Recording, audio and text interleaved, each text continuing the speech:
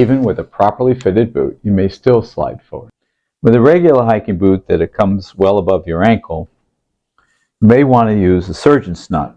So as you pull up your laces and you reach the point across the front of the ankle, we start to tie the laces.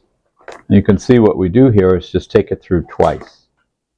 Once this is cinched up, you can start running up the shoe under the hooks, and then repeat this. Gone through once, through twice. Now you can see you have quite a bit of force here across that will help hold you back in the shoe. Then simply finish your lacing to the top.